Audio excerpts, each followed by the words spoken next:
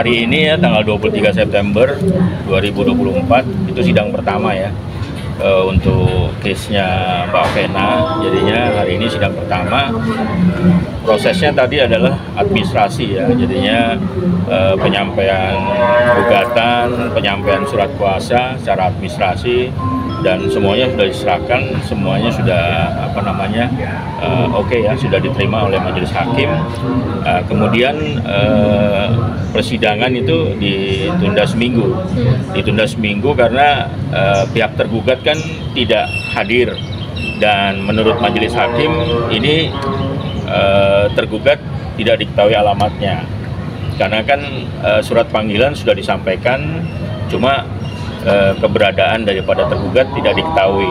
Jadi prosedur hukumnya harus dipanggil secara patut, dan panggilan kemarin karena tidak sampai ke orangnya dianggap tidak patut.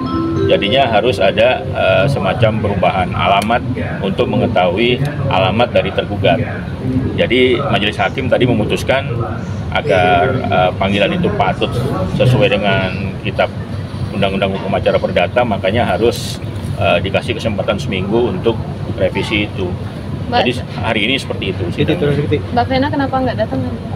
Ya tadi kalau aku udah infokan ya, kalau dari pihaknya tergugat datang, kemungkinan besar Mbak Vena hadir, karena kan biasanya kan proses pertama nanti ada penunjukan mediasi, terus bisa langsung mediasi. Karena tadi saya sampaikan memang pihak dari tergugatnya tidak hadir, jadi ya Mbak Vena melakukan aktivitas yang lain seperti itu. Alasan Mbak Vena sendiri menggugat apa deh Bang? Ini kan sebenarnya sudah kita ketahui itu sudah sidang putusan gitu Bang. Nah, iya.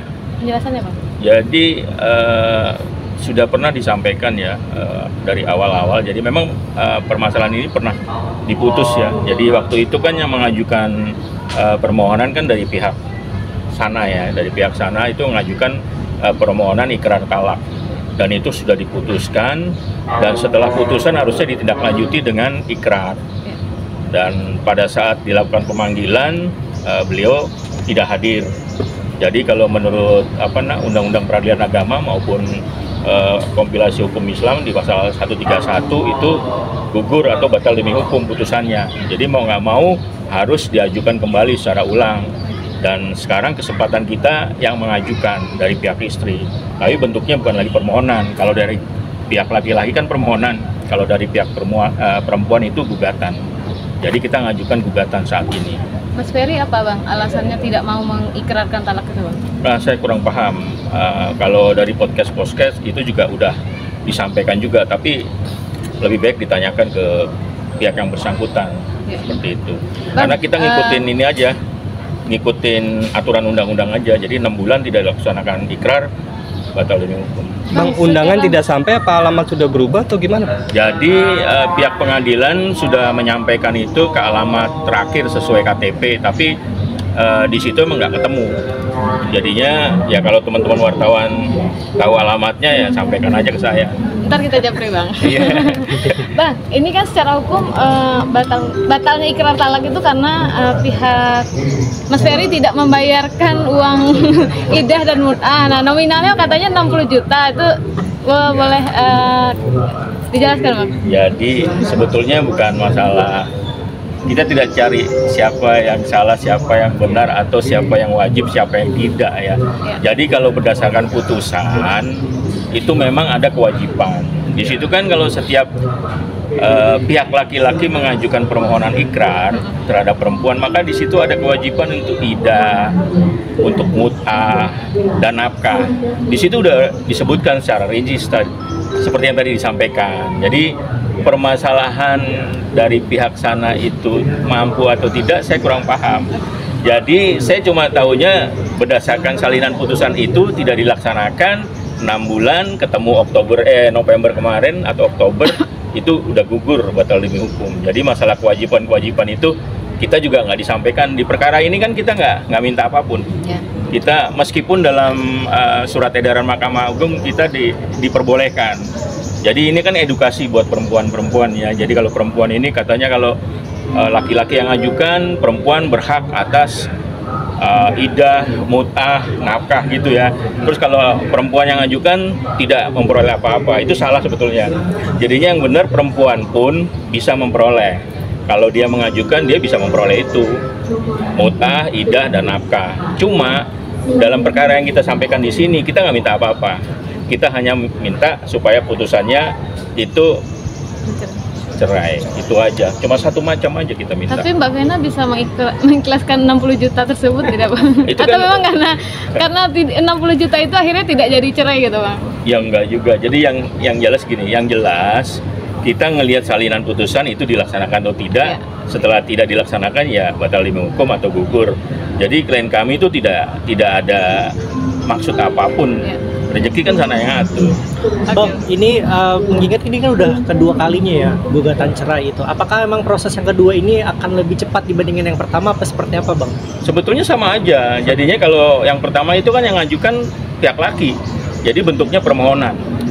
Jadi pemohon dan termohon. Nanti jatuhnya putusan terus ikrar talak. Kalau dari pihak perempuan yang sekarang ini itu bentuknya gugatan. Jadinya penggugat dan tergugat. Itu aja. Jadi beda. Kalau ditanya nanti gimana? Ya sama persis seperti perkara-perkara biasa. Itu bisa paling cepat ya 2-3 bulan, ya paling lama sesuai surat edaran Mahkamah Agung 6 bulan. Seperti itu. Agenda selanjutnya apa Bang habis di seminggu ditunda ini Bang? Jadi seminggu ini majelis hakim memberi kesempatan untuk menyampaikan panggilan itu secara patut, di mana alamatnya si pihak tergugat. Makanya tadi saya sampaikan kepada teman-teman kan, kalau tahu alamatnya japri ke saya sehingga prosesnya berlangsung, nanti ada mediasi segala macam seperti itu. Sampai saat ini belum tahu alamatnya dan belum gitu. Mbak Vena tidak tahu sama sekali. Kalau tidak datang-datang gimana Bang? Tetap diputus? Ya kalau dia nggak datang, panggilan secara patut kan perstay. Gitu loh. Tapi kalau panggilan itu tidak patut harus direvisi. Dan kalau misalnya memang tidak diketahui alamatnya sama sekali, ada prosesnya namanya panggilan gaib. Tapi kan kalau panggilan gaib kan minimal sidang lagi kan 4 bulan kemudian. Hubungan komunikasinya Vena sendiri sama Ferry seperti apa Bang sekarang? Setahu saya udah nggak ada sama sekali. Udah nggak ada sama sekali? Nggak ada. Bang, boleh dibilang secara hukum Mbak Vena statusnya secara hukum masih suami istri? Kalau kita bicara masalah hukum, kan banyak yang bilang bahwa jangan sampai terjadi perceraian-perceraian liar gitu kan. Jadi ada orang yang dipulangin lah ke orang tuanya atau menyatakan berdasarkan mulutnya, itu sulit termasuknya cerai-cerai liar. Jadi kalau dibilang apakah Mbak Vena dengan suaminya itu masih berstatus suami istri, secara hukum masih. Karena apa? Secara hukum belum pernah terbit akta perceraian. Kenapa akta perceraian belum keluar? Ya karena nggak ada ikrar. Satu lagi karena nggak ada putusan dari pengadilan bahwa itu putus atau batal, itu aja. Tapi Mbak Vena pernah WA nggak? Mas Ferry, ayo kita ke pengadilan bareng, ayo kita ikrar gitu. Sebelum 6 bulan kemarin gitu. Pernah nggak Pak? Kita kan pihak termohon. Kalau pihak termohon kan pasif. Nah, di sini juga ada edukasi yang penting juga nih.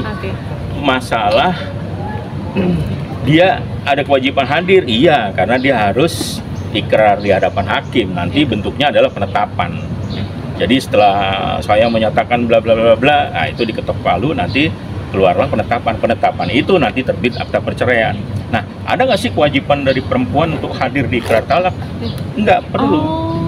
Nggak ada kewajiban perempuan karena yang ngajukan siapa? Pihak laki-laki. Jadi perempuan hanya menunggu.